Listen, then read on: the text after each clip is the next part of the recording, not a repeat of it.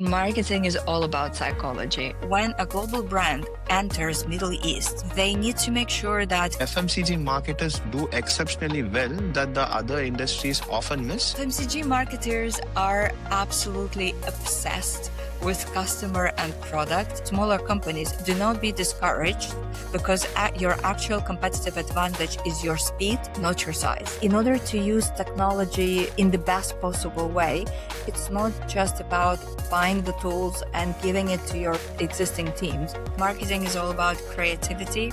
It's not.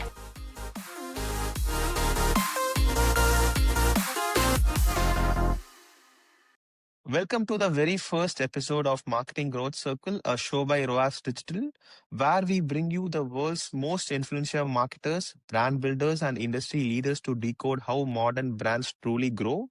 For our inaugural episode, I couldn't have asked for a more powerful voice. Today, I'm thrilled to bring you a conversation with someone whose career spans continents, cultures, and categories. She has built and led iconic brands across FMCG, retail, and F&B, worked with billion-dollar global organizations, and shaped marketing strategies across Europe, the US, and the Middle East. Today, she's a respected consultant, a global speaker, thought leader, and a strong advocate of authenticity in leadership. Her writing and talks explore identity beyond job titles, the fear of communication, generational shifts, and the role of values, sustainability, and CSR in modern marketing and brand building. She's a true global citizen, a marketer with rare cross cultural fluency, someone who has mastered both the science and the soul of branding. Please welcome our first guest on Marketing Growth Circle, Olena Lemeshko. Olena, it's such a pleasure to have you here, right, for our first episode. Your career is one of the rare journeys that cuts across industries, regions, and consumer stories. From retail to Germany to FMCG across Europe to leading Starbucks marketing across MENA. There is so much richness here. Thank you for joining us. Thank you so much. I'm so excited to be having this conversation with you. Sure. I think first let's talk about your career story and the beginnings, right? You lived and worked in Ukraine, then Germany, Austria, now in Dubai. When you Mhm. reflect that journey, like what shaped the marketer and the person you are today? I could not have asked for a better journey because the path to become a really great marketeer is the one where you explore that consumers are very different, consumer Mm, mindset is different, their okay. preferences are not the same.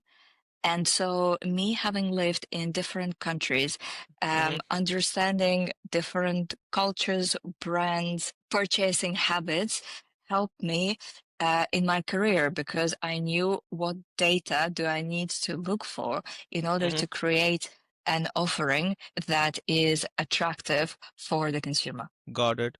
So you often speak about, say, identity beyond job titles, right? When did that first realization hit you? I think it happened a couple of years ago Hmm. because I was changing industries and changing brands. You realize that your title no longer reflects who you truly are because Hmm. titles are borrowed. They're there with you just for a couple of years. But Hmm. the experience that you've collected throughout your life journey is Hmm. very unique. And hence, you should be standing for that. It's far more enriching for people to also perceive you that way. And whenever I share something on social media, I'm trying to share the richness of my experiences rather than being stuck in a specific role at a point in time. Understood. That makes a lot of sense. In your early years in retail, what did that teach you about consumers that stayed out throughout your career? Retail teaches you how to sell. It teaches you all the small tricks that may break that sale for you, even if consumer was interested in your brand or specific product throughout the purchasing journey, but then last minute at the point of sale or on the shelf, you lost your consumer because your planogram isn't right, or your checkout isn't fast enough. Many things can lead to that drop in Mhm. purchase. So retail teaches you to think of all these small things throughout a customer journey and execute in excellency on that. Got it. I think in our previous conversation, you said marketing is part psychology. How has that played out in your leadership roles? Yeah, marketing is all about psychology. Iconic brand that I had privilege to work for, they have something in common. They have a very strong emotional bond with their consumers. It's never random. It's built in a very specific way.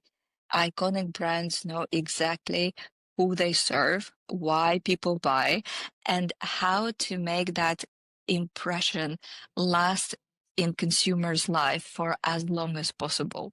So yes, if you do not dig deep into psychology of your consumer, if you do not just fulfill the need for a drink or food or whatever, you cannot be very successful long term because you will always compete with anyone who offers a smaller price, right? Got it. Was there a moment or a mentor, right, who changed your understanding of what brand really means? I've had quite a few mentors in my life, which was incredible. These were Mm, always very senior managers, senior marketeers, and they indeed would always challenge my thinking. And the thinking would be particularly around whether we can, with our product or with our marketing campaign, whether we can fulfill consumer need in a way that no other brand can do. And for mm, that, you need to understand your customer, you need to understand product features, and you need to understand the relevancy of your communication so that your consumer feels understood. got it. That truly makes sense.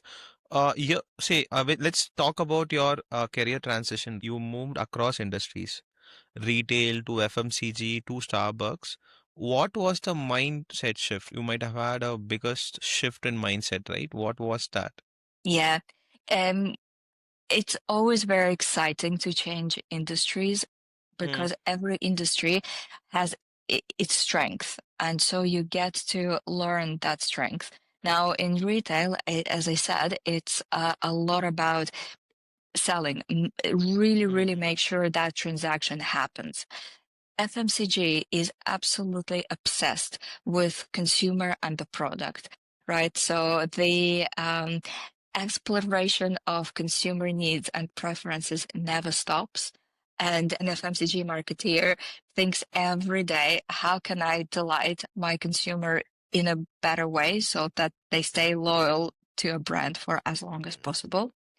And then when I moved to F&B, it was all about service. It was all about making that mm, incredible personalized connection with consumer so that any person that goes through the door of the store, they feel welcomed and they feel mm. like they're being treated as a person, not as a number. Understood. So I think, Olena, let's move on to the next question. Persil is built on trust and everyday rituals, while Starbucks is built on emotion and experiences. What did each of these experiences teach you about the true power of a brand? Every time I speak to consumers, asking them about how they feel about the brand, they Mm, tell me very emotional stories. And usually these stories go far back, either to their childhood or to early adulthood when they first made introduction with a brand. Personal stories, what I love about that, usually these are childhood memories of moms making laundry for the children. And mm, so as the child grows up, they actually remember the smell of that laundry that their mom would do for them. And it's a combination, like it's such an emotional attunement to the brand because through the smell that stays in our memory, imprints actually in our memory, every time an adult would buy a pack of Persil, they would think back to the love and care that their mom would provide to them when they were little. And that's the bond that, you cannot break with a promotion or with a special price. So that's very exciting and interesting. And similarly to Starbucks, if you were to ask anyone whether they remember how they first had their Starbucks, everyone has a story, right? Well, Mm, most people would tell you that I remember exactly first time I went to Starbucks, and they mm, will tell you how they felt about it. And yeah. if they, if they were spending late nights after university in the Starbucks or any other experience, it stays with them for years. And every time they are in Starbucks, they are reliving that memory that makes them really sentimental. So yeah, that's how you make sure that your consumer stays with you for multiple occasions and longer period of time. So that resonates. Even I still remember the detergent smell, right? Which I prefer to buy while I go to the supermarket. I look at the racks and I only choose the one which I like, the smell which the memory which I had a very long time back. And I'm still stuck with the same brand for a lot of time. So yeah, I think we'll move on to the next question. I think what I was also thinking is, when, like, say, was there a moment when you felt this is who I am as a marketer? Probably the striking moment is when you are when you work on creating a new product, Mm-hmm. and then you go to the store and you see the product that you created with obviously a team of people is there live on shelf. And Mm, then when you see consumers taking that product off the shelf and enjoying using them, it really is incredible and it's rewarding.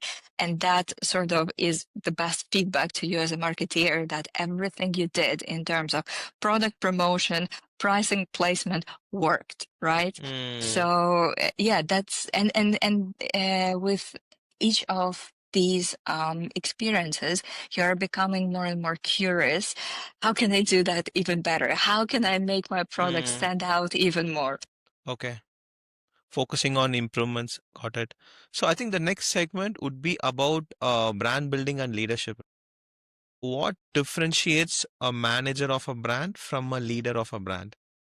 If I were to use that terminology, a manager is probably more about executing, executing the 4P, whereas if you lead the brand, you need to be very aware of the future, right? Mm, So trying to predict the future trends, especially today when the world is very fast paced, new trends emerge every single day. You need to be cautious how to keep up with the future. Ideally, how to be a trendsetter with your product. However, not dilute the core essence of mm. who you stand for as the brand. So that, I suppose, is one of the really difficult tasks for brand leadership. You have worked with massive institutions with strong processes. How do you preserve creativity in such environments? That's a correct question because as a marketeer, your daily concern is not really the creativity. Your daily concern is preservation of your brand image. And what do I mean by that? For a marketeer, it's very, very important that consumers recognize the brand. They recognize the communication, the packaging, the smells that we discussed earlier. So whatever brand feature they're hooked in, because we know consumers decide on autopilot. Nobody has this brain capacity to think too much. So brand managers must make sure that they make it as easy for consumers as possible to like recognize their brand on autopilot and buy it. And so creativity can be a little bit dangerous when it comes to creating consistency. However, creativity is absolutely necessary because otherwise, we all get tired, and any brand needs a rejuvenation. If you stay with the same message, with the same proposition for too long, you will be losing your consumers because they will be excited by the novelty of someone else. So it's a nice balance to keep. And usually in this, for big global brands, the tension in the boardroom will be between the creative agency that comes with new, Mm. amazing, fresh ideas and the marketing team who would be like, but I need to make sure that my brand is still recognizable. And then, if it's a great partnership, then you come up with amazing campaigns that are fresh, that give a new feel to the brand, but they're very, very what we call on brand. They're true to the core Mm. value of what the brand stands for. Got it. Are there moments or situations or what creates this need for a freshness? Is it the performance, results, or sales? When does a brand feel that, okay, let's get creative? Is there, uh, do you have any examples of such where a brand is aligned or on brand, but they want to go out of their comfort zones due to a Yeah, reason? What would that reason be? I suppose it depends a lot on the industry. Different industries might have different needs for novelty. For example, one of the industries that are driven by innovation is cosmetics, right? So Okay. every month you will see Mm, new mascara, new lipstick color, new whatever that is, that- because industry is trying to give you more and more novelty to try. Other industries are slower. So, for example, the laundry home care industry that I worked with does not require the massive need for constant innovation because, right, it's a mm, detergent. However, every 2 years, big players like Henkel, Procter& and Gamble, Unilever mm, would be having a brand relaunch. And mm, that brand relaunch, of course, from one hand, you want consumers to know that you actually improved your formula because chemistry develops all the time. And so you now have even better chemicals in your product. On the other hand side, with every relaunch, you're trying to take a price increase. So from business perspective, every novelty allows you to improve your margin. What is the biggest misconception people have about global brand building? Probably that global brands are the same in every market. That is a misconception. Mm, Global brands, they create a global image. So Coca-Cola, L'Oreal, whatever, Audi, you name it. So any brand that operates globally would have certain brand attributes that will be the same and will be recognized by consumers. However, in order to succeed in every region they operate, they must ensure they understand the context of the region and they adjust both their communication but also their product features to give consumers what they need. And let me give you an example just with the cars. So as much as you'd think that cars they are the same, they aren't because, for example, in the Middle East, where I live right now, we have extreme heat. So mm, if companies were to sell European cars in the region with this extreme heat, cars would break after a year or two, right? They would not be able to cope. So that's when they change the specs so that the Mm, product works. And then another thing is certainly communication, because what appeals to drivers in Germany does not appeal to drivers in UAE, where you have deserts and you want to, drive off and drive through the dunes. So very, very different circumstances and context. And this is a simple example to give, but actually every industry that I know of would do this exercise of adjusting the product and the communication to fit the market. got it. So there would be different USPs or value proposition for each market as well, right? Based on the weather or the preference. Exactly, as well as, you will have different pricing. That Mm, the pricing uh, is very much driven by the competitive landscape, yeah. or promotions aren't the same either. Mm, So you need to understand that even if you are a global player, even if you are the number one market leader, you are not alone in that market. And other players create the rule of the game that mm. you have to understand in order to win. Let's talk about FMCG and retail. As you said, FMCG thrives on consistency and rituals. What timeless principles still hold true in 2026? Yeah, the timeless principle is to understand your consumer.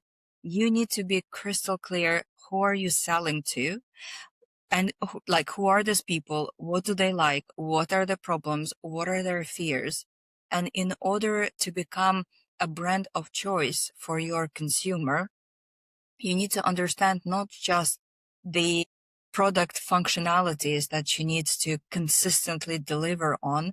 You need to find a way to build the emotional bond with your consumer through really understanding their deep fears and desires and fulfilling them through the right product and the right communication. Got it. In Persil, trust is everything. What does trust look like in a brand? Trust is about consistency. Trust is about delivering what you said you were going to deliver, and ideally even give more to your consumer. So really try to make sure that the product performance over delivered, and you do not promise too much, because your consumer will hold you accountable. And then whenever tweak you're doing to your product, you've got to make sure to inform your consumers. And prior to that, make sure that that is the change that your consumers will appreciate and welcome, because so many brands were doing rebranding or were changing features in the product without doing a thorough research. And if they did something that their consumers disliked, that's a way to absolutely kill your business. Got it. What is one thing FMCG marketers do exceptionally well that the other industries often miss? FMCG marketers are absolutely obsessed with customer and product. The amount of research that goes into understanding consumer values, habits, how they shop, what are they looking for is incredible. Also, FMCG really understand very well the competition, right? They know Mm, exactly who are they competing with. They're being very precise. So usually in FMCG, you look at the market, everyone potentially is a competitor, but then mm, you dig down as in, right, so within this big market, what are the segments I can win in? And then you double down in that segment and try to compete.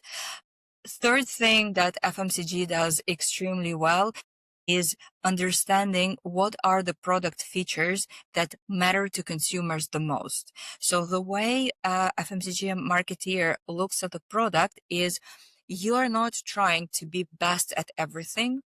You know the main reason why consumer chooses you and purchases you, and you double down on that one, whereas you accept that certain things may be inferior. I don't know, depends on your product, the mm. the smell, the look, the whatever that is, if that is secondary to the purchase, it can be inferior. It's very important to understand those three principles. Understood. Let's talk more about your Starbucks and F&B experience, right? Starbucks is built around experiences. What makes the brand emotionally unforgettable? Mm, Starbucks is excellent in creating experience that is very personalized. This idea of we're here to make the coffee that is yours is very, very strong, right? So having 80,000 variations available to a Mm, consumer at any Starbucks store might be a little bit extreme, so it might be a bit mm, overwhelming, but it's a way to cater to any need that a consumer might have. And that ability to create the coffee that you would like is unforgettable and is very well perceived by customers. Another thing that Starbucks does exceptionally well is that emotional third place. So creating the very welcoming atmosphere, whoever you are, rich, poor, young, old, anything. Starbucks create the atmosphere that is extremely inclusive, and they stand for it. So inclusivity is the number one thing, and hence they call Starbucks the third place. So it's the place between your home and your work where mm, you're always welcome and where you will get the beverage that you want, even the beverage that you created, right? Maybe it doesn't even mm. exist, but if you created it in your head, Starbucks barista will make it for you. So when you really acknowledge that every person that walks through your door is an individual that has a name that is written on the cup, that has a certain taste, and that wants to be welcome, that's how you create the experience that keeps bringing this person through the door over and over again. Got it. Say, I think we have spoken about the boycotts, right, in the MENA market in our previous conversations. How did you navigate, like the political boycotts, consumer sentiment shifts, and cultural sensitivities? Yeah. It is a very difficult time for the brand, certainly, but what I would like to say in the beginning is I think the idea of demanding from the brand to be an ethical business is a very strong one. And I like the fact that consumers right now are not just purchasing based on the product and price and promotion, but they hold businesses accountable to be an ethical business. And I think it's a major shift that all brands must be aware. That's first and foremost. Now, of course, the reasons for boycott are so politically blurry that they are debatable. But in any case, as someone who led the brand through the turbulent time, I treated any consumer with utmost respect. So if they choose to boycott the brand, I respect that. If they choose not to boycott, I would do with my team, with everyone, everything for them to not regret that decision. So we completely reworked the way we approached communication in that time. So first of all, we were very much focused to dismantle the myths about what brand actually did not do. So we made information available as much as we could through paid media, through our own channels to show to consumers that Starbucks was not in any way financially supporting any army. It just wasn't possible. So that's number one. Number two, concern. And again, that was done based on consumer research, right? So first and foremost, you listen to your consumer, you listen to their concerns, to the reasons for boycott, and you tackle that. It's very, very important. There is no way to not be transparent in our day and time. So then the second concern that came through the research was a demand for a donation from the brand for the humanitarian cause. So that's what the brand did, right? So the brand donated millions of dollars to humanitarian cause in Gaza. And we spoke about that. Now, for some consumers, that was a good enough reason to come back to the brand. For other consumers, it wasn't. And so respectfully, we would not target those consumers with any commercial communication. So for me, it was very important to respect these people and not further commercially attack them with our advertising. Whereas we knew that millions of people were still welcoming all the information about product launches, promotions, cultural things that Starbucks was doing. And so thanks to new tools, AI, very precise targeting, we could dissect the ones who wanted to hear from the brand, and we were sending them communication that they wanted to receive. Got it. I think transparency and then being genuine in your communication and then respecting their decision and addressing their concerns and using AI to kind of figure out, say, the interest and like who's interested, who's not, and how to convince them were the key takeaways from this question. And you said, right, everyone has a first memory of your like going into a Starbucks, right? How do brands create that first memory, right? That consumers never forget. Yeah, it is a very, very important first step when you build the relationship with your consumer. And it will vary, to be honest, based on the industry or category you operate with. I suppose the way to create it is to understand um, how to address it, I suppose. So if ideally to create the childhood memory, that memory is being created with the brand. If the consumer is the child, McDonald's does it in an excellent way. So they do the Happy Meal. They have their clown that represents the brand. So if the consumer is the child himself, then that's how you pick up. So you really speak the language of a child and try to create the happy moment for a child. If the consumer is not a child, but it's a parent, then you need to tap into that. I suppose cars or luxury brands do this really well through addressing the father, right? So when it comes to the car, it's usually the father who drives the child somewhere. And then there is this bond between the father and the child created in the way father is very proud to be able to afford this car and take you on a ride. And then you're sat there being so thrilled that you're doing this with your dad. Or with the luxury brands, often you will see communication like expensive watches, Rolex, right? Father and child, and then this watch will be passed to the next generation. So the father sort of is not buying the brand just for himself, but he's buying it knowing that with his wisdom, with his assets, with whatever, this brand will be passed to a child. When it's a mother, usually it's about the love and care. And like, for example, detergents do it really well. They show mom in the advertising who shows her love through taking care of her children's laundry.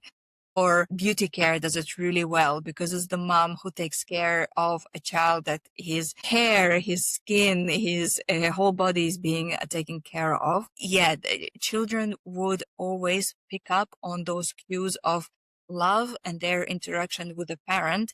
And then, subconsciously, they would already be recruited, as we call it, into the brand without even knowing it. Understood. So I think let's talk more about how global brands enter local markets, right? What does hyper localization really mean for a global brand? In order to successfully enter local markets, global brands must be very humble in understanding that being very successful at their home turf does not guarantee success elsewhere unless they really understand the context they operate in, consumers they are trying to sell to, and competitive landscape they are operating in. All these factors are extremely, extremely important for them to compete. It really is from, if I have this product or this brand, how will this product fit in consumers' everyday life? That's the question you need to ask yourself. How can I emotionally connect with consumer, not just on the functional level, for them to appreciate me and treat me as a brand that fits their lifestyle and not a commodity.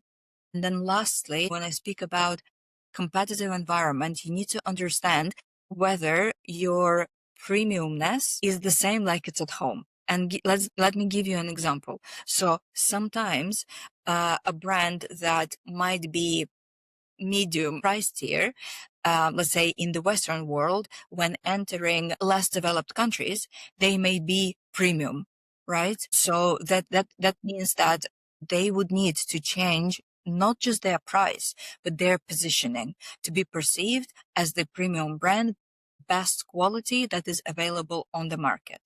Whereas Mm. if you do the vice versa, if you are the premium brand in an emerging market, for example, and then you expand in more saturated market, you must have a look whether your competitors are better and then humbly readjust your positioning and probably be the challenger, not the leader.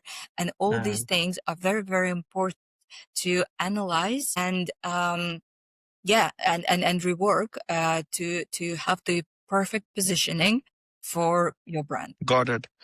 Okay, how do you balance this global identity, right? Local cultural nuance, especially in the Middle East.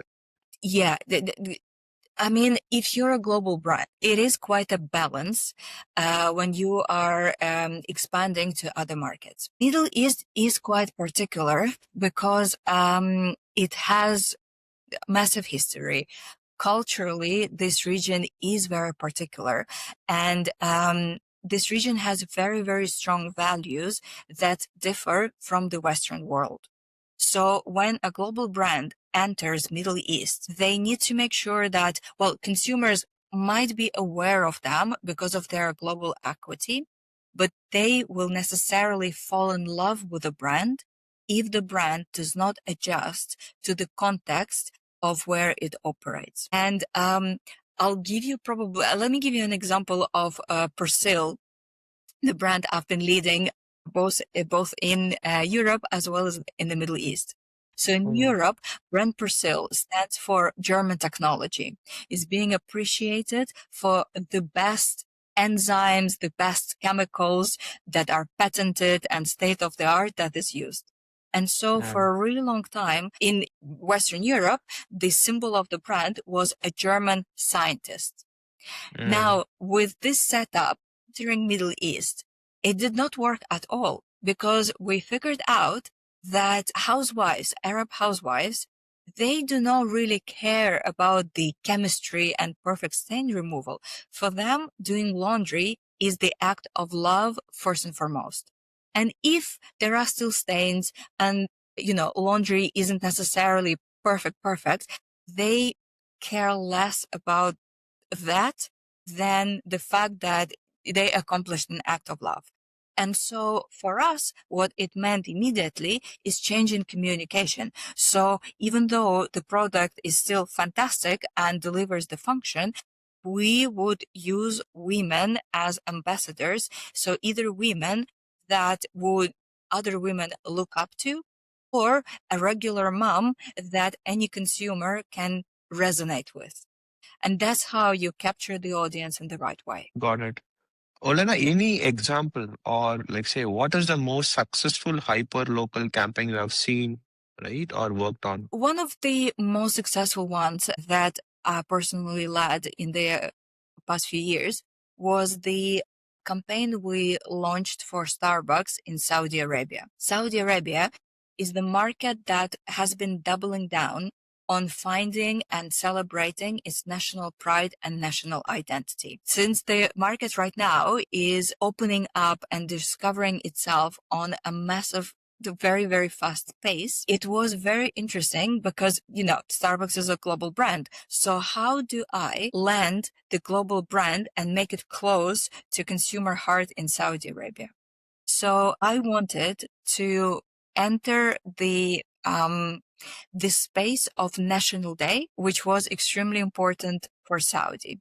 And so instead of celebrating Saudi National Day for a week, we've been celebrating it for a month with special prices, special products, and more importantly, special cup that was designed by a Saudi female young designer.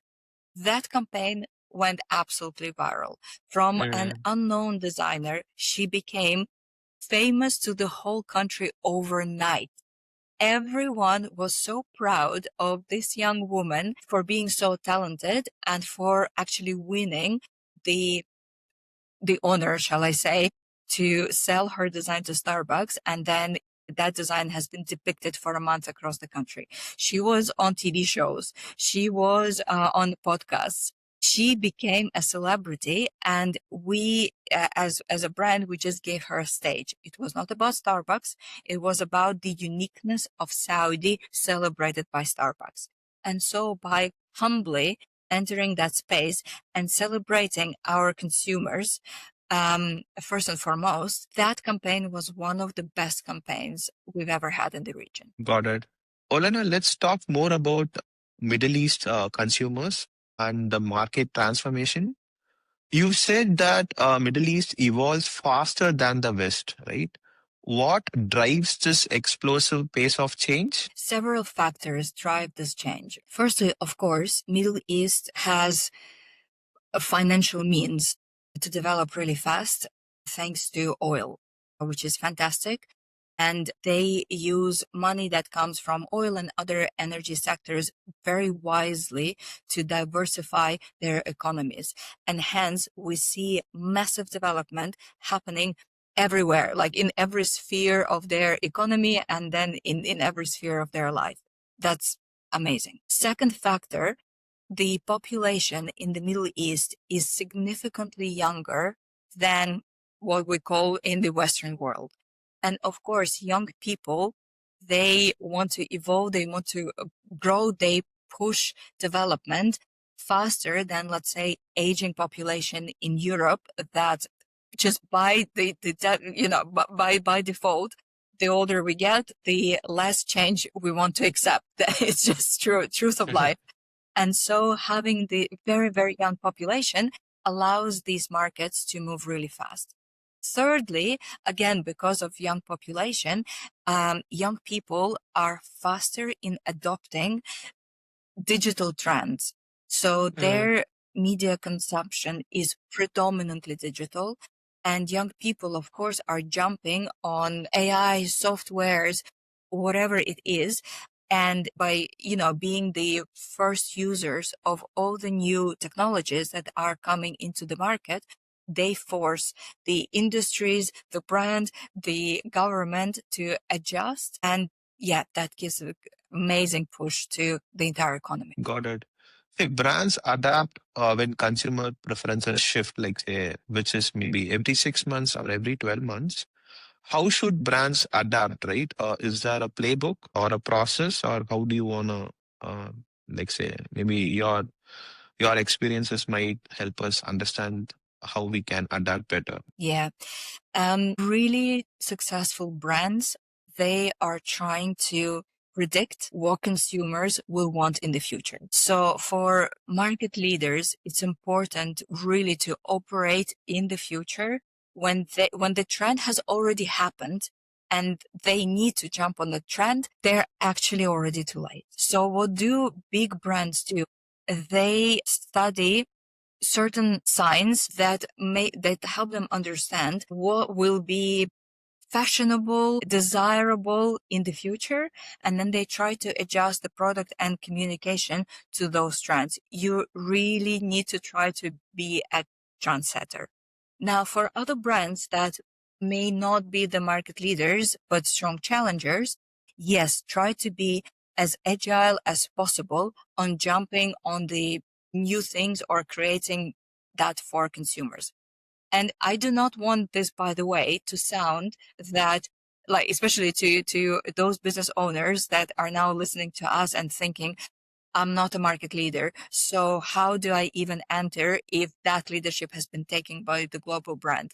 Well, let me tell you that the number one concern of any CEO of a multi-billion business is that that's exactly the small brand that will come in and disrupt the market. And big corporations, even though they spend a lot of money on trying to predict the future and get prepared for the future, they are just way too slow with their operations, and the cost of change is so expensive. It's like, it's like a massive oil tanker that you need to move. It will take you a while. And the advantage of being a fast mover is not to be underestimated. So my advice to smaller companies, do not be discouraged, because your actual competitive advantage is your speed, not your size. Got it. Olena, say, there is market leaders and challenger brands. How does challenger brand understand their market share? And how can, we need to measure before improving, right? Are there ways, or how do you go about measuring a global brand's market share as a challenger brand? And how can we push that needle? Yeah. So if you're a challenger brand and you are actually after the market leader, that is already quite a sizable business. So in this case, you should be able to afford paying for research companies that do the scanning of the market shares. So usually it's Nielsen.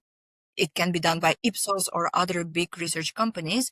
And the way they do it, well, they go to all retail outlets and they just count the number of facings of all the products to know which product is overly represented, and then it's being correlated with the sales as well. So my advice is, yes, get the market data. Honestly, if you don't know your market, if you don't have the data, it will be really, really difficult for you to operate and improve if you are blind whether you're gaining or losing market shares. So yes, those research company will do that for you. Now, if you are a small business and you just start, well, we just assume that your market share is tiny. No need to really measure it because it's just too small. Yeah. So then in this case, try to measure the interest of your target audience through social media. Have consumers noticed that you're out there? Are they speaking about your brand? It's very interesting that when I speak to small business owners and I ask them, how did they get additional business? Like, where from did they get additional business? They start telling me more and more often that actually consumers ask the question about this niche on ChatGPT and that business got recommended. Okay. So try to leverage the new technology and social media to your advantage as much as you can before you grow to the size that can be measured through research, because the market share is significant. Also, fact check the statistics, whatever you get on ChatGPT or any other LLM tool for that matter, to be say whether that's the truth or not. Yes, and to add, there are other companies like Euro Monitoring. There are available reports on your particular industry that you can buy. So yes, just get curious, get yourself educated on how to get to the data in the most affordable way. And for sure, you can, right now, there is enough data about everything. So yeah, go get it for yourself. Got it. Say, Olena, like for Persil, their demographics is also changing. Say, in Arab, their target audience can be women, but elsewhere in the globe, it can be both men as well, right? Because men as well are also doing laundry and all of that, right? And the Gen Z is also coming inside, right? As a target audience. So now the target audience are more flat or not very, say, they are not narrowed down like it was before. How should global brands and market leaders adapt to this change in their whole consumer shift? Yes, that's a great question. And global brands do make those changes. And let me give you an example now that you've mentioned the detergent. You will see that more and more global players, Henkel, Unilever, Procter and Gamble, they started using men in their advertising so that they're relatable to, well, first of all, they should be relatable to male target audience. But secondly, they wouldn't want to disappoint their female target audience by portraying them wrongly as housewives, because indeed this is already, so outdated.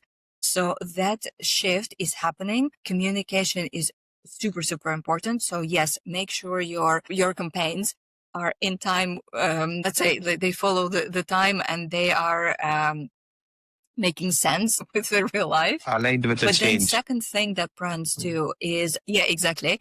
Other things that brands do is they do adaptations to the product itself. Example, male audience, when it comes to house chores, they absolutely hate house chores, and they do not want to, so they are trying to be as efficient as possible in doing those tasks. Whereas women, they might enjoy them a little bit more. For men, it's like, I just want this to be done with as soon as possible. And so in laundry in particular, you must have noticed that the innovation is actually pod.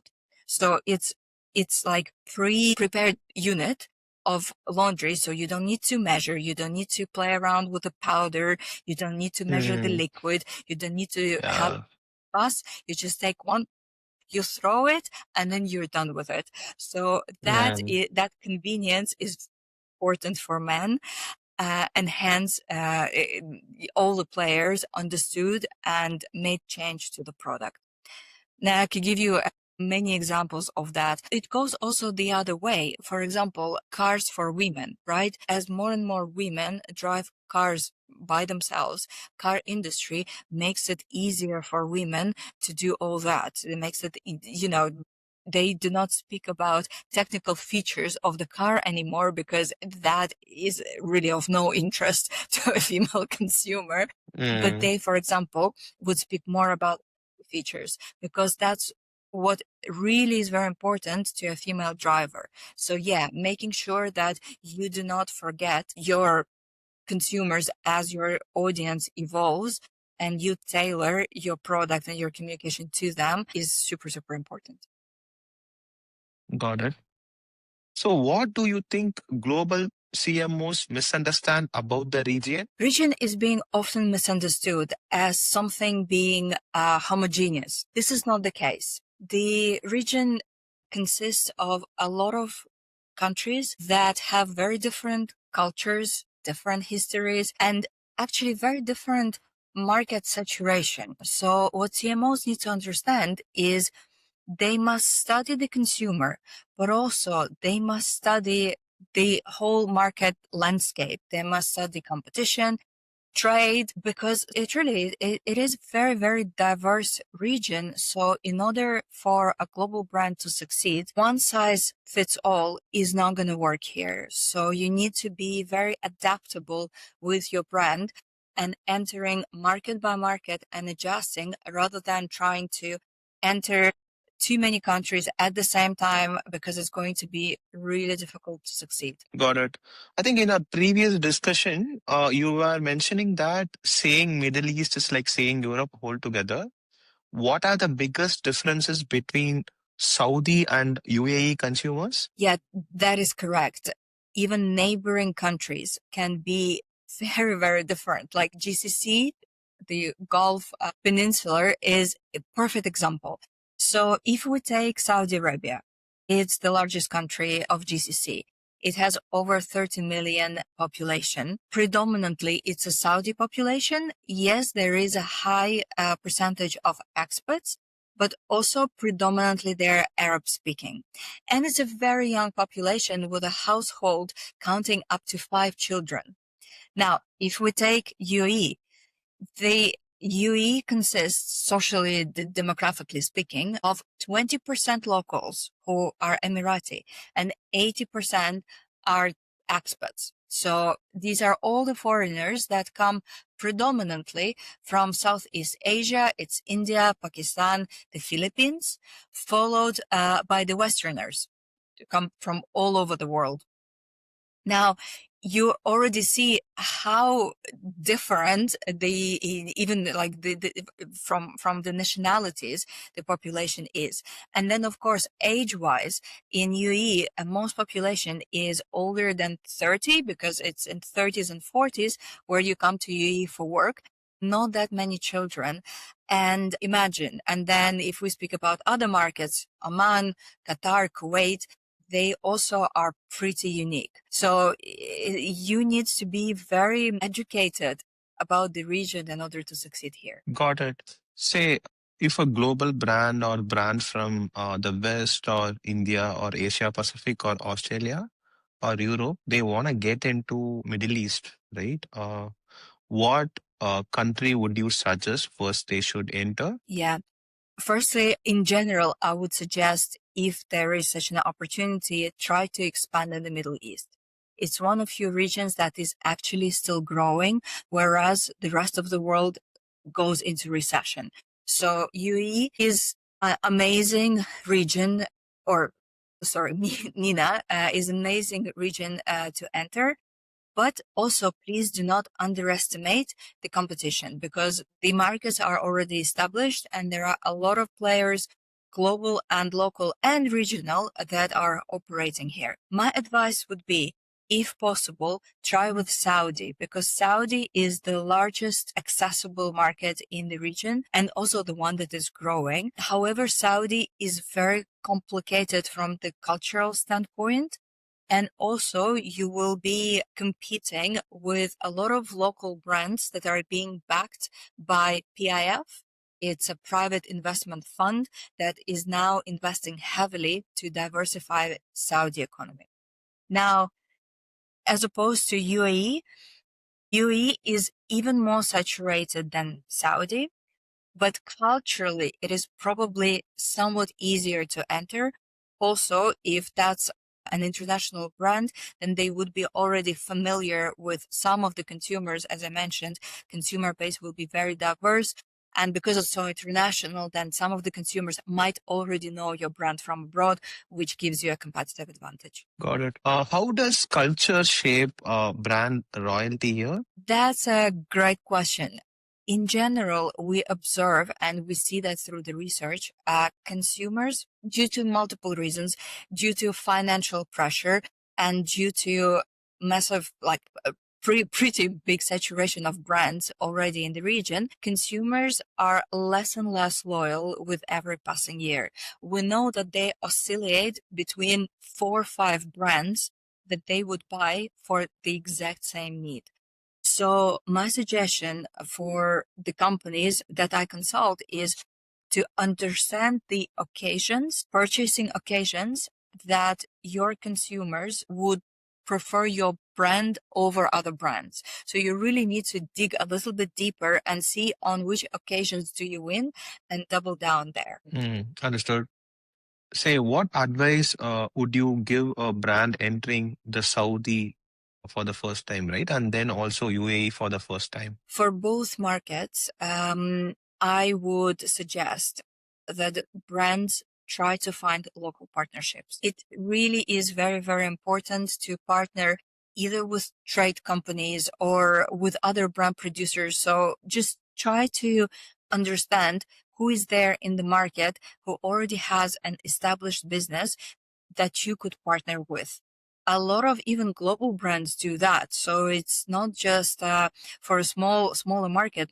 No, many global brands start their expansion exactly through some sort of collaboration and partnership. And then secondly, do get consultants and local agencies to advise you on cultural aspects, on business aspects. So as much intelligence as possible, because failure in those markets can be very costly. So it's better to pay for the knowledge to get upfront before expanding and just, wasting your budget. Got it. Before expansion, try to co-brand with other brands who are serving the same affinity and target audience, and also partner with consultants or agencies to get a understanding of the consumers over there and how we could better cater them, right? With that said, if a brand fails in the Middle East, right? If a brand fails in Middle East, what mistakes do they most commonly make? They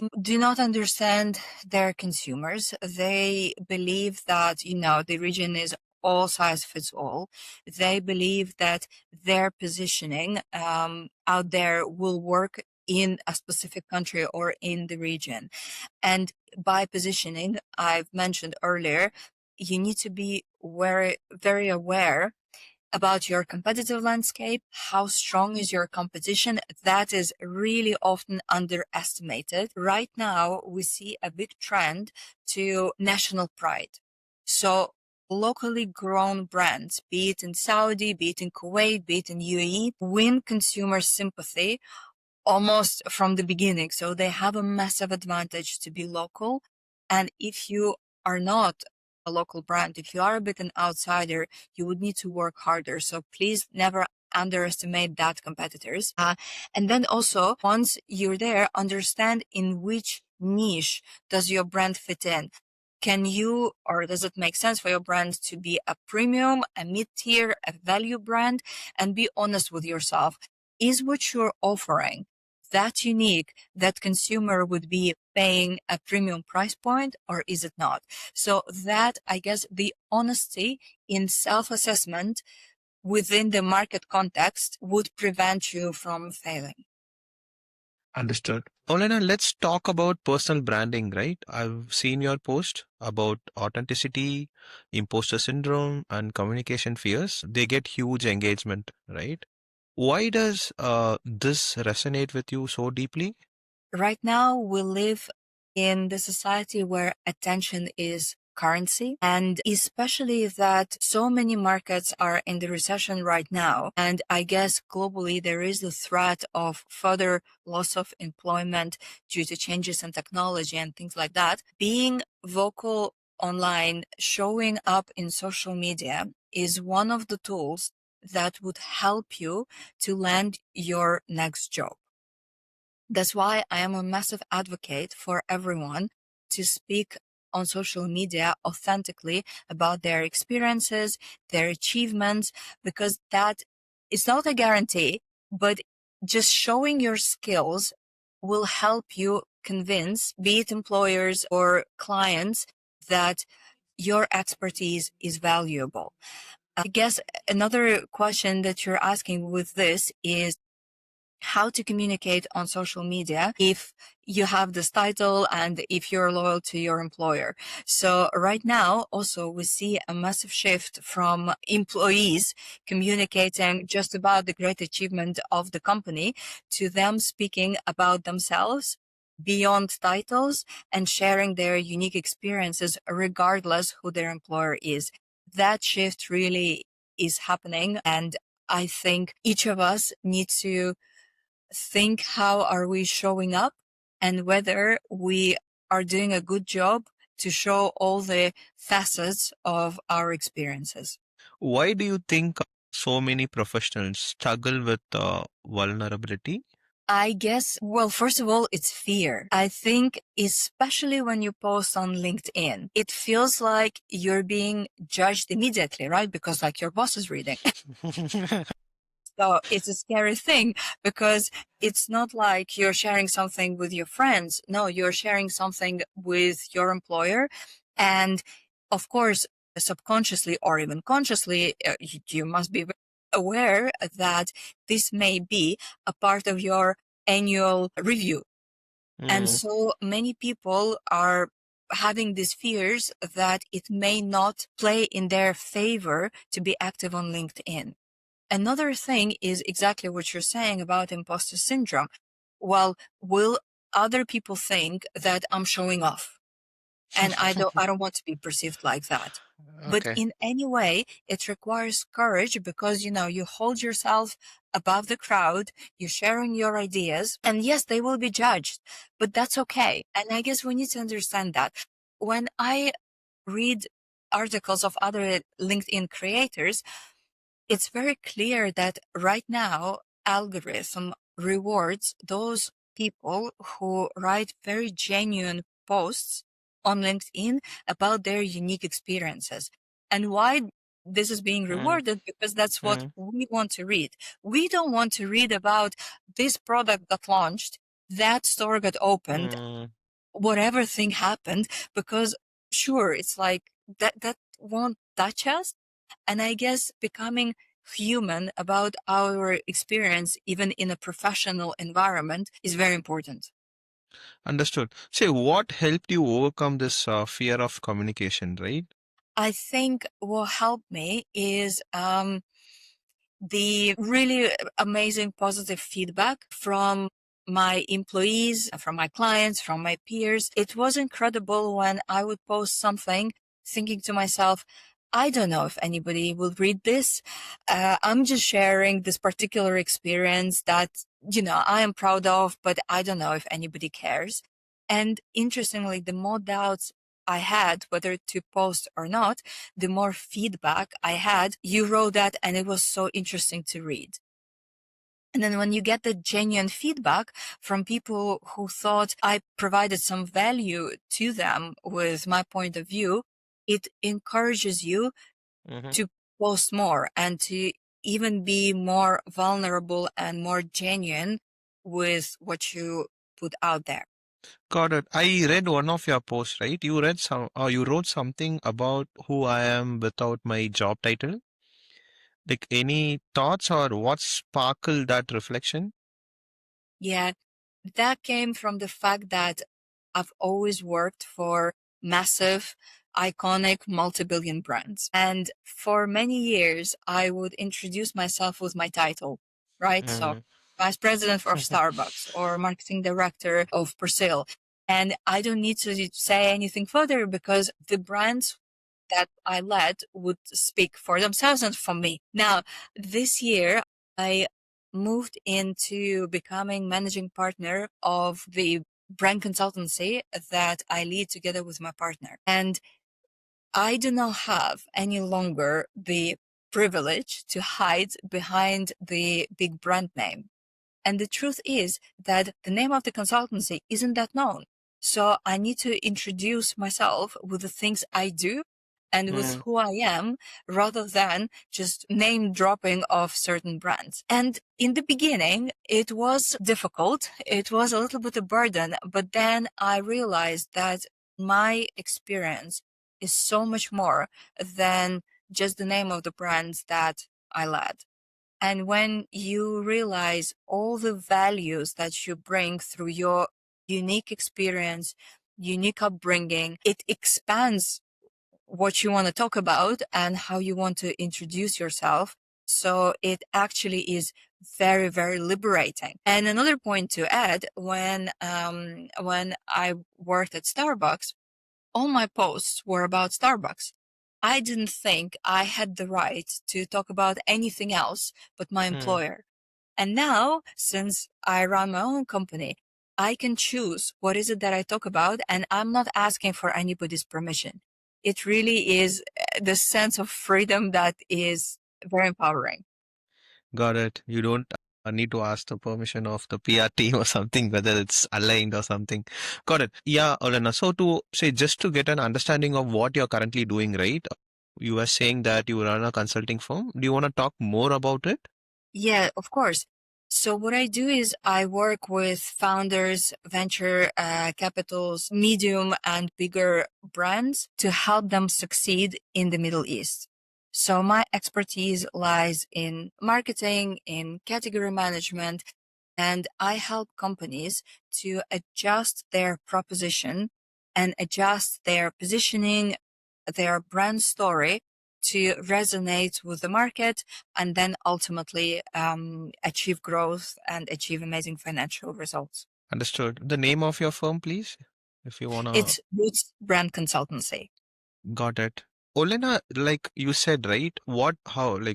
How can leaders build a public presence without losing themselves, especially on LinkedIn?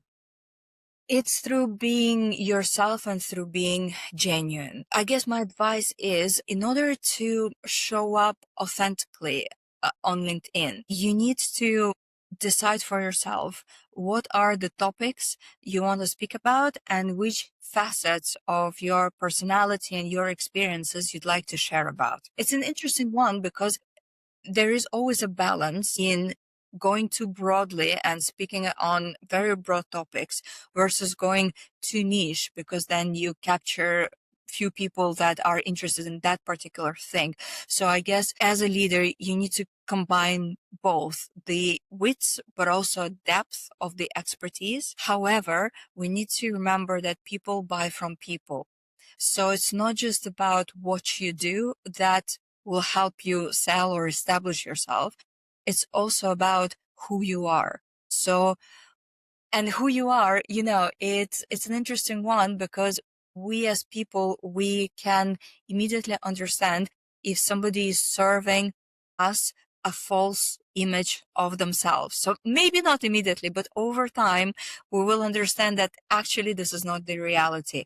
So in order to connect, my advice is be as genuine as possible, show the true self, not the perfect self, but the realistic one. And that combination would help you position yourself on LinkedIn and social media. And also, creating content will feel less as a challenge, but will feel more like a conversation between you and your friends, I suppose. Understood. Uh, Olena, what do you advise the younger professionals, right? Say about personal branding, and what do you also think that younger professionals misunderstand about personal branding? What I would advise is, well, to first of all start. I think that this topic has been out there for a while, but I think, and that was me, right? So when I was in the corporate world, I was so preoccupied with the work that I was doing for my Mm, employer. I was not thinking too much about personal branding per se. And another thing, it differs. So your personal branding within an organization is probably somewhat different versus your personal branding on social media. Within your organization, when you create, well, you will have a certain personal brand, whether you take care of it or not. So you'd better mm, take care of it to come across in the right way. However, it will be sort of limiting to your workplace. And also, if you post only about things that you do for your company, it will resonate just with the employees of this company, but it's unlikely to resonate beyond, just simply because other people won't know what is it you're talking about. So if you want to succeed with your personal branding beyond, which is an advice, right? Because titles aren't forever, jobs aren't mm, forever. yeah, You need to think not just what is it that you want to talk about, but what is the audience out there willing to hear from you? And yeah, just start and be consistent and be aware of what you're trying to achieve. got it.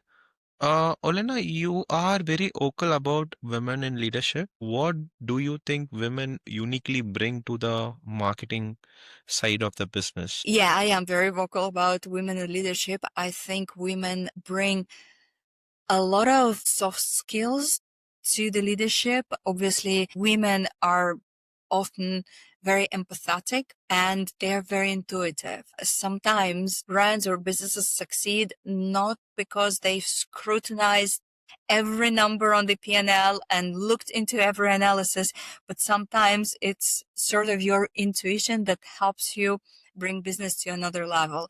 And I love that women bring that to the business, and women treat teams and employees differently. They are far more attuned to people's moods, to people's desires, whereas men who are fantastic leaders, I don't want to minimize their contribution in any way. But of course, men are often really focused on performance, and sometimes they might have a tunnel vision or certain blind spots on things that also matter. But it's right now the leadership styles for both men and women become more fluid, right? Having said that, I Mm, would never say that women are not focused on performance. They absolutely are, or men disregard the emotional bit. mm, But I think when you have both men and women making business decisions, you just have more diversity in the room, more opinions in the room, and healthy challenges. And that's just beneficial to everyone. Got it. That's a great insight to know. Yeah, Olena, what is your advice to the women out there who want to get into senior leadership? The most common advice I'm giving to women who I coach through my coaching program is to have the audacity to have their own agenda and act upon it. What do I mean with that? Very often, women enter the workplace, and it probably is through the upbringing that a lot of us think that we need to execute and we need to do what we're being told to do. And if we do that, we will be successful. However, often it's a misconception. It becomes a burden when you are, or when a woman is not aware about her agenda. And by that, I mean, what do I need to do? What do I want to achieve? And what do I believe are the steps and the actions I need to take to get there? So the problem is that women often would ask their boss, whoever, what is it that I need to do? Where can I be promoted? Into which role? When? The truth is, it's not about asking. It's about knowing what you're doing and telling that this is where you want to get. If you do not have this agenda, if you are not executing on this agenda every single day, what will happen? People will come with the tasks they need you to do because you have a vacuum, right? Enter the office and you're like, right, someone can tell me what is it that I need to do today. And people will tell you, but that won't necessarily contribute to your promotion because you will be working on other people's agenda, not on your own. And I know it might be, not very intuitive thing to do. But if you said that you want to become a CMO, a director, a head of, you wake up and you ask yourself, am I acting like a head of marketing would act? And what else do I need to do or learn to get there? And then you fill up your day with exactly that. That, it's easier said than done because that gets often disrupted. So just have the audacity to tell no to people who come and ask you to do something else that is not going to serve you in any way. Actually, that's an advice for both genders. Just interestingly, I was observing that men are better in this game than women. Got it. Got it. Having our own agenda and like that should also be aligned with the company's vision and where they want to get into. True. Exactly. Yes, of course, of course. Got it. Yeah, Olena, so I think are there any challenges, right, or obstacles like for women or what you have faced, right, in leadership as a woman? I guess one of the obstacles women face is communication, I suppose.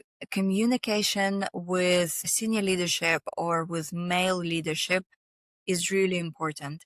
And women need to understand, and as much as I am all into equality, women tend to communicate differently. And so in order to be successful, we need to learn how to communicate effectively with men in a way that they understand. And that is when all the things are coming up, like women are too emotional or women are unclear or, and it sort of goes both ways.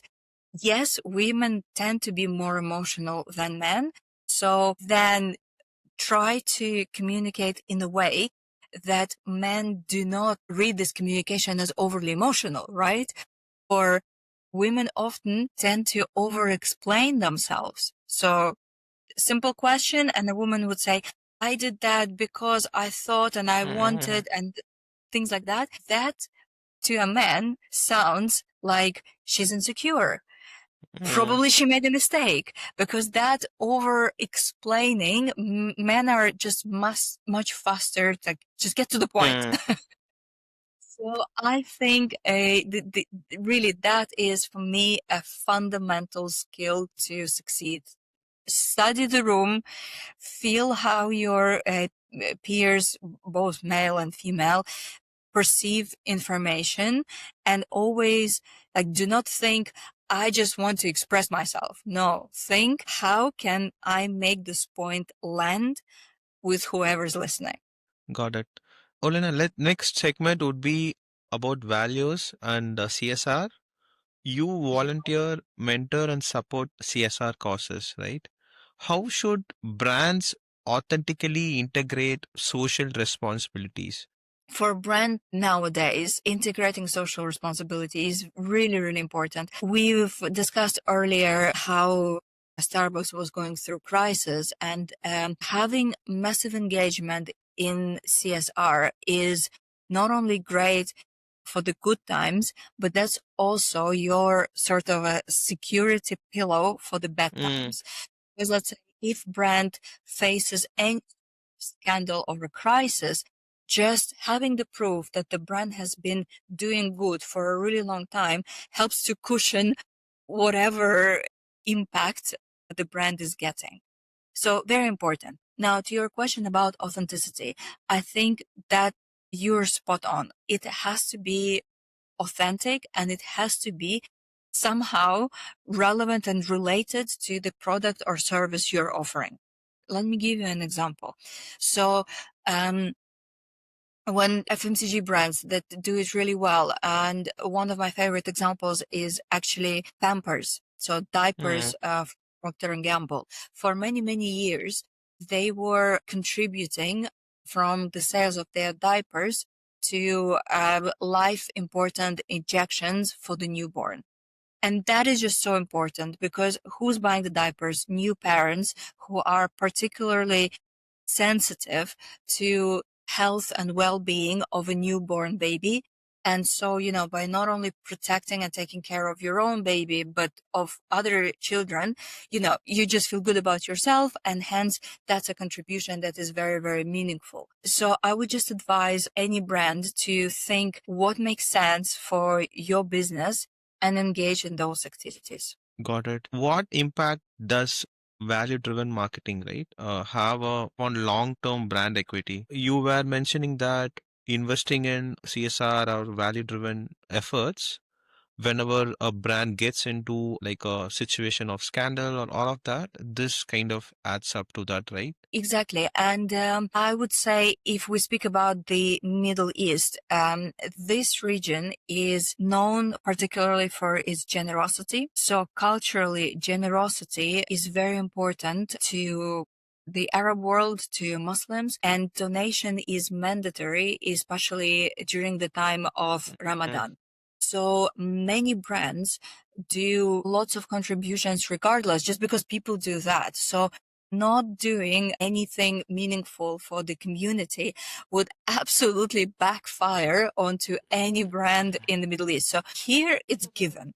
But then also outside of the Middle East, of course, consumers are getting tired with corporations that are greedy for profit. And if your brand is very vocal for a cause that it supports, you will just, find your consumers that not only buy from you because they enjoy the product, but they buy from you because they are on the same page with your purpose.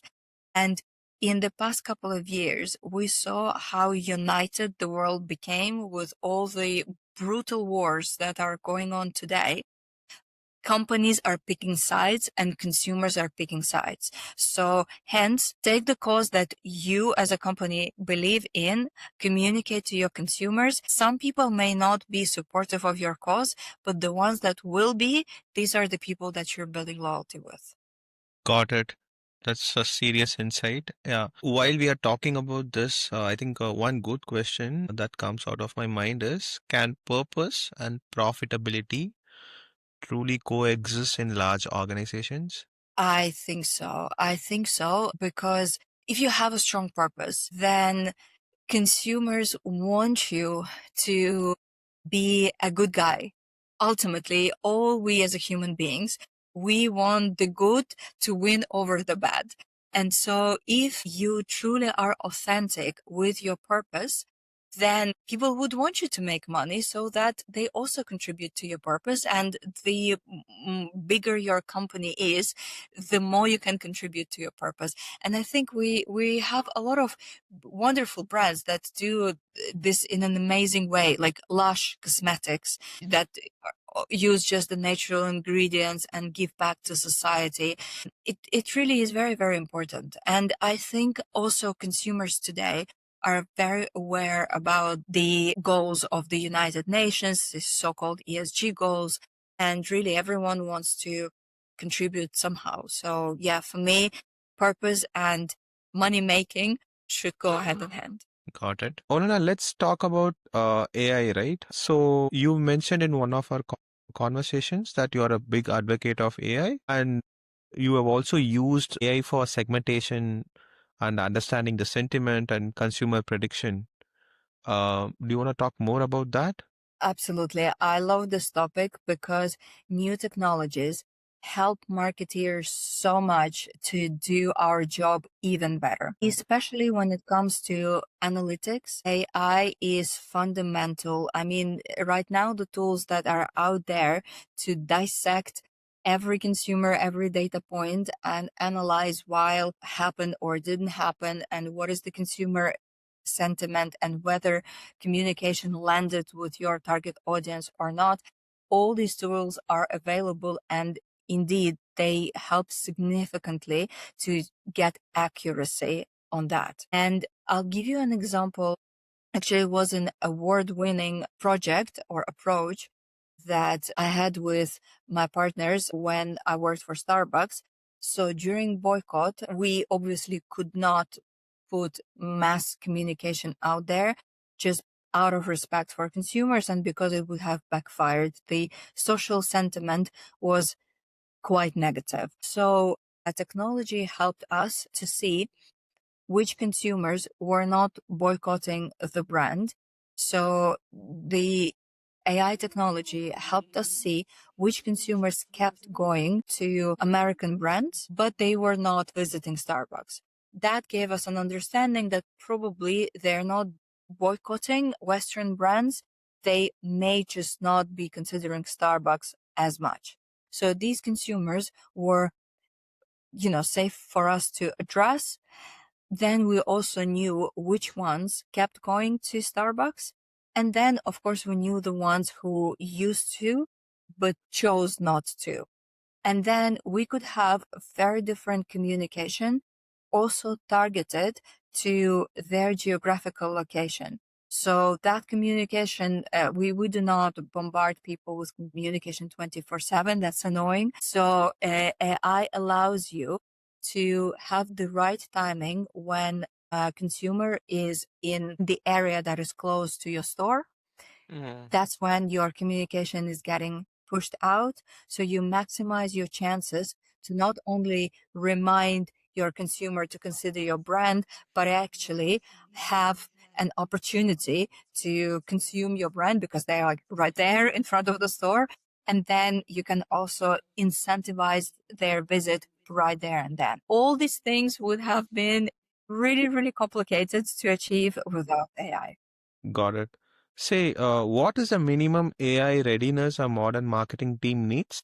I believe right now, marketing teams in particular will be going through a massive transformation.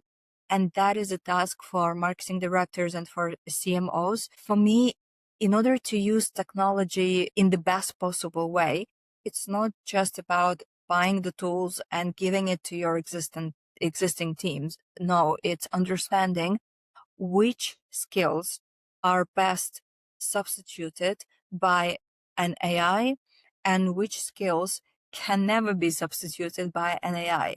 And then it just means you would need to reorganize your team. For me, AI is more about doing analytical and a bit more like fundamental work, but AI can never understand the proper sentiment.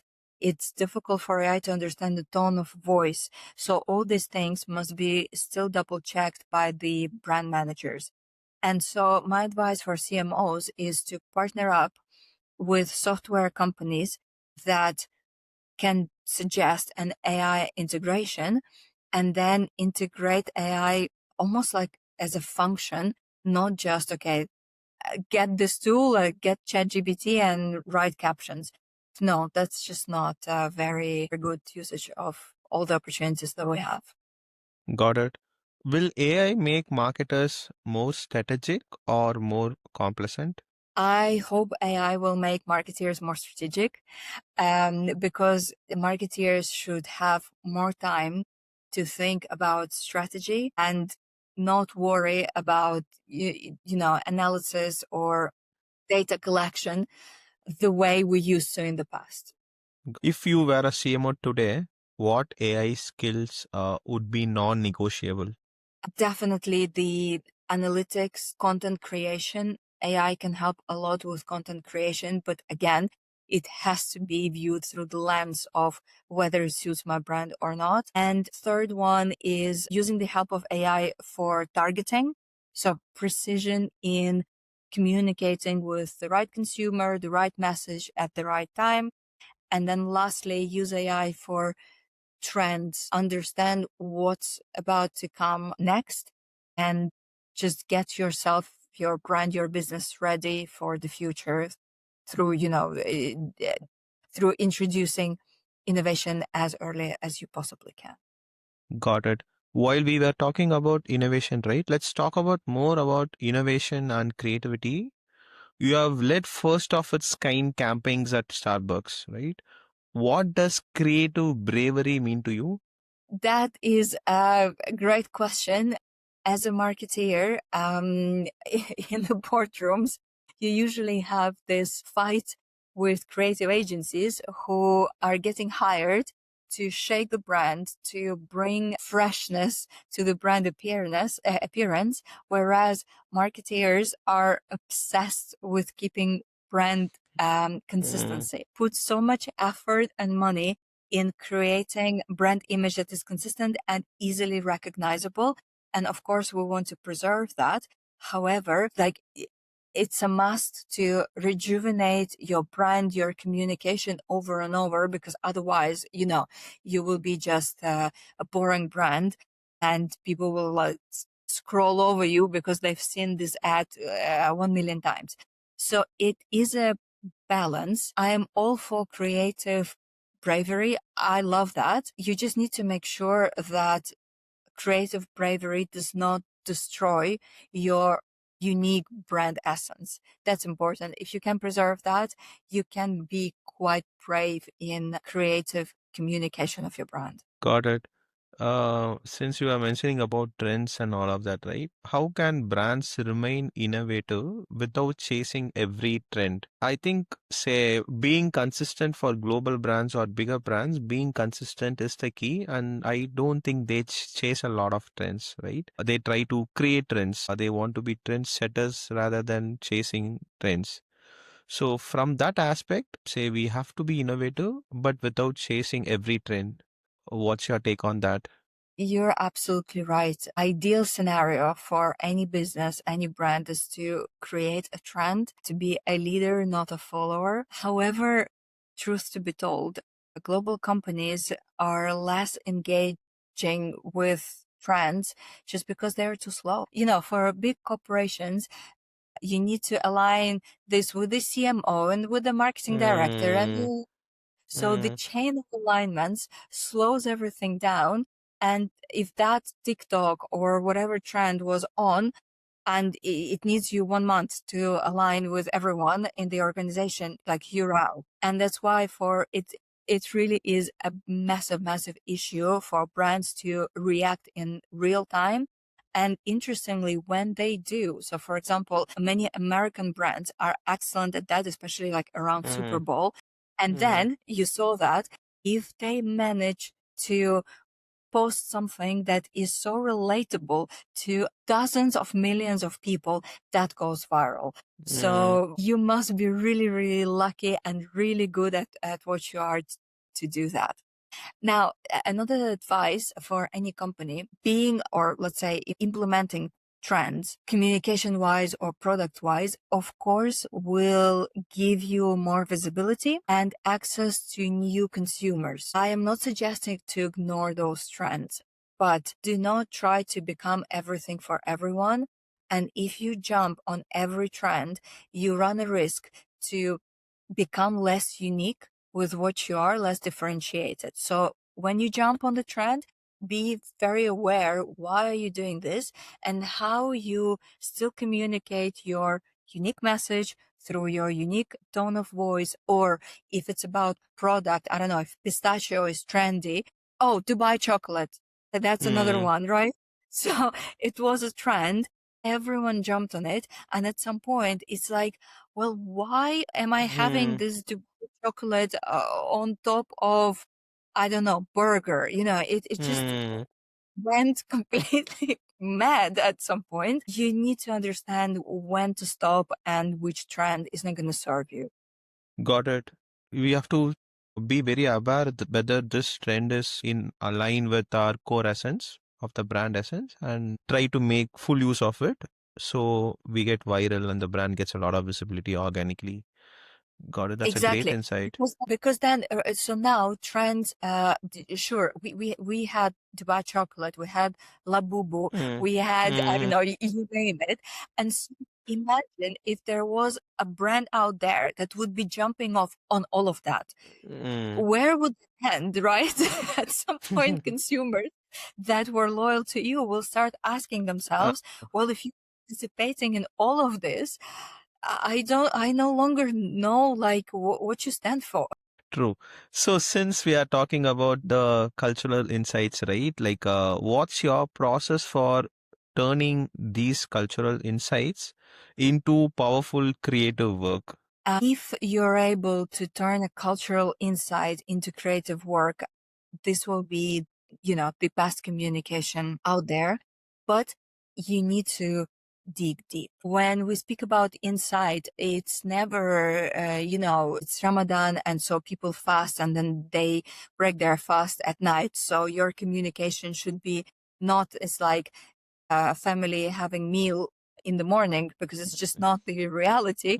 That Mm, is not really an insight. That is common knowledge. The insight is when you pick on the fear, the desire that is not fully explored. And then if you can resonate to that hidden part in the mind of your consumer, that's when you become really important to them. So I highly recommend this work for any got it. marketeer. Got it. So we have to understand the difference between common knowledge versus deeper insights. But how do you get into these deeper insights, right? Do you have a process to dive deep and understand the fear or the motivation of a consumer and the way they shop and they buy? Do you have a process which could let us know? Yes, FMCG brands again are really good in doing that. So whenever they launch or relaunch a product, they treat products as human beings. That's the secret I can share with you. So we would look at a brand um, as you would look at a person. So our brands would have a persona. Our brands would have an archetype. Are they adventurous?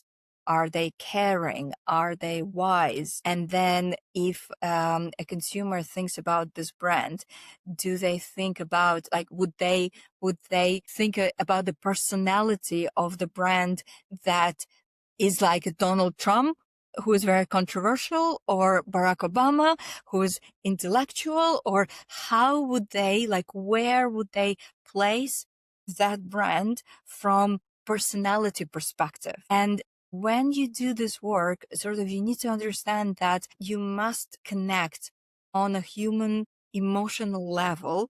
So don't think they will buy a coffee because you have the best coffee beans. Nobody knows what the best coffee beans are. Or, you buy that jewelry because it's the purest diamond. Nobody knows what that means. So really, you must go beyond the functionality and have focus groups. have social listening. Of course, FMCG would do a lot of research in a very professional way to get to the bottom of it. But if you don't have that, it's easy to, I don't know, go on Instagram threads and search for what are people upset with when it comes to using your competitor, for example. Those angry comments, understand why they're upset, and how can you fulfill those needs in a better way. I think Reddit is also a good social listening channel. I think especially for a lot of software products, what we have also seen is Reddit has becoming a channel where a lot of people trash about the product, and then a new product arrives based on the feedback, based on the gaps and all of that. So, Olena, you were mentioning something about market research, understanding the consumer. So this would be a dedicated team inside a global brands marketing division, right? And how much of budget, like a percentage of budget, would be spent on these activities on a yearly basis to just get an understanding on how much efforts or budget is being spent by brands to understand their consumer behavior, right? We know a lot of money would be spent on advertisements, right? Media, but how do they treat market research? Yeah. Market research, yeah, it's such an important topic. Yes, there always will be a market intelligence team who do all this research. They're very skilled in, there are so many methodologies out there how to do the right research on everything: insights, design, price, anything really. And those guys, they're excellent in suggesting to marketing teams what is the right methodology for the problem a marketer is trying to solve. Now, I do not know whether there is a specific number. What I've been observing is it makes sense to spend up to 10% of your marketing budget on research. And the more money you invest in advertising, product relaunch, the more research you need to do.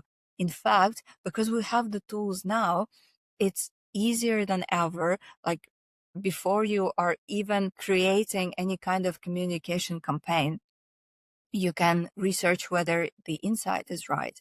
You can, you just do the storyboard, so just the story of your advertising, and you should research that.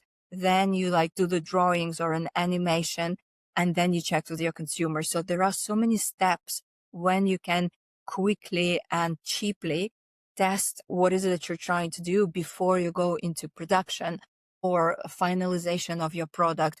Also for the product, same thing. Companies are now testing the MVP, minimal viable product, Mm. before finalizing product development. So all of it is done to minimize the cost that you're spending, and of course to minimize the cost of failure in case the launch is not successful. Olena, what does a typical marketing team looks like in a global brand, right? What would be the divisions, or say not just hierarchy, right? But typically how many team or divisions are under marketing? That varies. I think the Mm. biggest difference, so within FMCG, usually brand managers, they act as managing directors of their brands. There is a lot of pressure on them to understand so many things and deal with so many things. There, the structure would be, well, from what I've seen, it's brand managers, then you would have trade marketing managers. So these are the people that make sure the execution in retail is perfect. Then you would have a CRM team and the digital team. Now that structure goes through transformation again, right? Because it's a little bit, a weird division if a brand manager is in charge of, let's say, a TV campaign, but then Mm. digital campaign is led by someone else. So I Mm. guess FMCGs are now going through transformation, and we see this a lot, right? So you read in the news every single day, restructuring, Mm. as companies are trying to optimize. So, but that so far has been the structure. And then, of course, in FMCG, you have global, regional, local teams. Global are the guardians of brands globally. Regionals are the ones that are trying to see, okay, well, how many commonalities do I have between the market in the region so I can have the synergy with everything I launch? And then the local marketeers, they are the one to challenge everybody, saying that my market is unique. I need so, and then, it's an amazing collaboration then Mm, because every function has a role and three together help each other to perform in the best possible way. Now, for, let's say, Starbucks, for F&B, it's slightly different because sometimes marketing is being like separated from the category just mm. because your menu is so sophisticated and you launch so many products during the year. It's not the case in FMCG. So, but yeah, then we would have like category team, marketing team, which has like digital, in-store, TV, whatever that is. Again, CRM. Yeah, that's the structure. Got it. Olena, let's talk about, say, the challenges you have faced, or the turning points in your career, and your advice for young marketers out there, right? So, what has been the toughest moment in your career, a moment that truly transformed you? Few moments. I think it's never been easy to move from one country to another. So I moved from Ukraine to Germany, from Germany to Austria, from Mm, Austria back to Germany, and then to Dubai. And all this move meant a significant change in my career because with every move, I assumed a new job. And because I worked in different countries, different brands, different industries even, it really was challenging. I think it was really difficult after having worked in retail for a while to move from Germany to Austria and then move from retail to FMCG. Because even though I had 6 or 7 years of experience back then, honestly, it felt like I was in my year one starting from zero. I didn't feel like I was understanding anything. I was actually, there were moments when I was regretting. I was like, I thought I just destroyed my career with this move. But then, after first 6 months, you're realizing, okay, I start understanding what is it they're talking about. And then the knowledge that, like, the depth and width of knowledge that you are getting by working in different functions, different industries is incredible. Short term, it may feel like it's a failure, but long term, it's an incredible investment in yourself. And with that move, by the way, I took a step back in my seniority. So I was head of position in retail and I moved to FMCG being just a brand manager, which was a little bit painful for my ego, but I did it for the knowledge. And honestly, it was extremely rewarding. And I'm sure that was the reason why I caught up with my career steps really, really quickly. And the second difficulty I would name is as you grow in your seniority, I guess with my vice president position at Starbucks, when I moved into that position, that like a position was called, marketing, product, and digital. The reality is you are no longer in a functional responsibility, I suppose. You're there to manage people and your stakeholders. So it becomes much more about politics than functional work. And that's okay. But you just need to be, I guess, mentally ready for that shift. Oh, I will add another one. And lastly, um, this year I moved from a corporate job into being the managing partner of my consultancy. And of course, it's very, very challenging time, but similarly, like the step I did in FMCG, it feels like you start from zero, but eventually all the years of experience that you gained will pay off. And it does pay off already. So nothing is a failure. Yep. Um, yeah, so I think since we are talking about failures, right? What are the failures, or what failure taught you the most about leadership? I guess it's about like you reach a point as a leader when you deal with complex situations and you need to be humble to listen. It was not necessarily my failure, but I Hmm. observed very senior, very seasoned professionals fail when their ego took over in the times of crisis. And when, instead of listening, getting an advice, getting help, asking for help, they were trying to solve everything on their own because they believed that's what a leader should do. Unfortunately, it led to failure because people didn't feel involved. So it's important as a leader to understand, no, nobody's expecting you to solve everything on your own. In fact, you will be judged if you do so. Hmm. So it's by involving others and making sure others see your vision and can work together with you. That's when you succeed.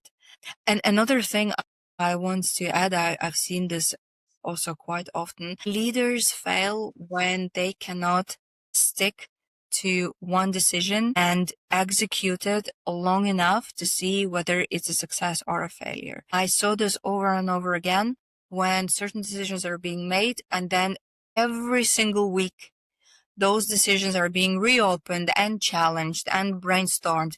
It brings the level of chaos to organization that is incredible. And then in the end, nothing will ever be done because, Hmm. everyone is like, well, this week is that decision. Let's see what next week's decision is. So, there is no point for any middle or junior management to do anything because they'll know everything will change overnight. That is really a very, very dangerous thing to do if you're a leader. Especially in bigger corporations, right? I think startups or smaller companies, I think it's okay to take a lot of decisions in a very short time and change and switch calls based on, say, the data or like whatever we believe.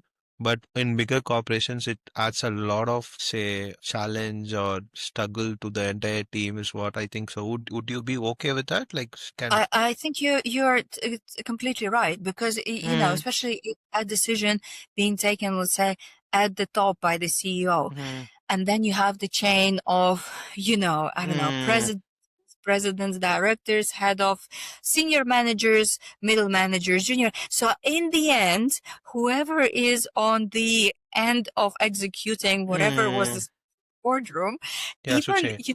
it's like a Chinese whisper that lands probably once it got cascaded. And then if you start flipping opinions, the people that are out there in the field doing the work, they don't know what is going on anymore. So they will Mm. just do it. Understood. Olena, when did you feel completely outside of your comfort zone, right? In the recent days or recent in 2025, right? All the time. All the time. I don't even remember anymore how it feels to be in my comfort zone. In fact, if I ever get this feeling, I know then it means that I've been in this position for way too long and I need to challenge myself. I think that in order to grow, you need to push yourself out of your comfort zone all the time. And especially with all the massive changes that we go Mm, through in this world, that is happening to us anyway, right? Like social, like AI, social media. Like when you started your job, your first working day, you thought it was going to be something. It ended up to be completely something else, right? And so, in my case, sure, leaving corporate and starting my own company put me massively out of my comfort zone and made me completely rethink how I show up.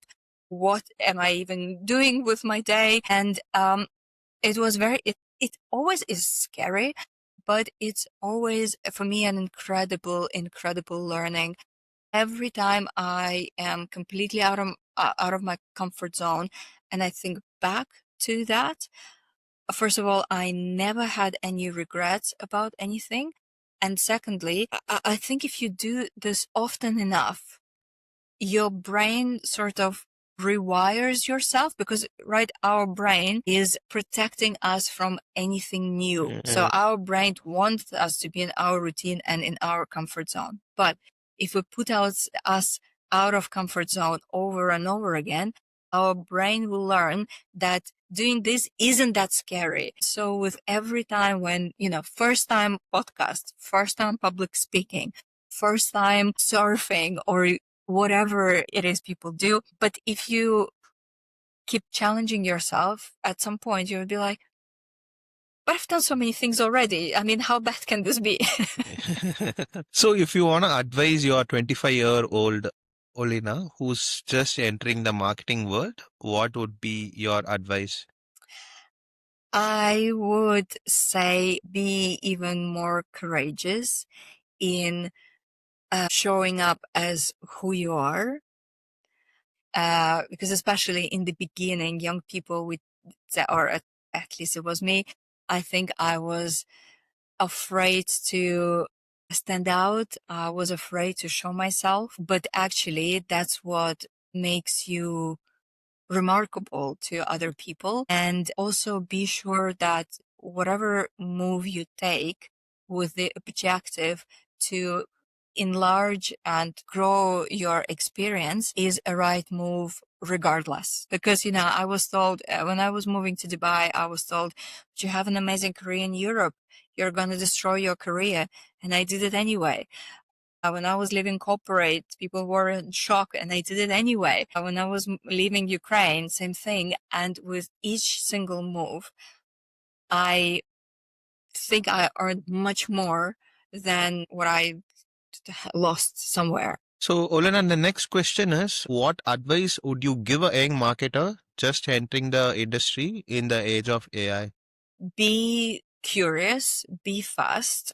Do not reject an AI as a tool that can help you, but do not delegate important decisions to AI.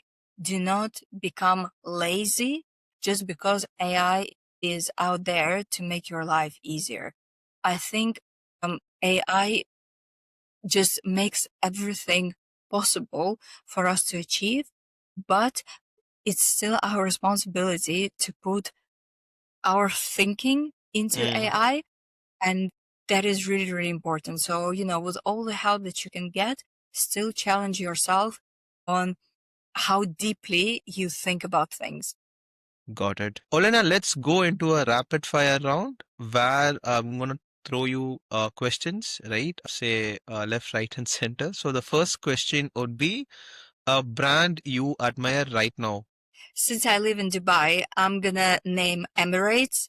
Is the airline that I use every month, and I'm just a big fan. The way they treat you as a customer is incredible. It's just, the service and the hospitality from the booking of your flight until the landing. I can compare it to so many airlines, but Emirates is the one that really delivers on all the promises they're giving to their customers. Understood. A marketing myth you want to destroy? A marketing myth I want to destroy is that marketing is all about creativity. It's not. Marketing is all about data. Get as many proof points for your opinion as you can.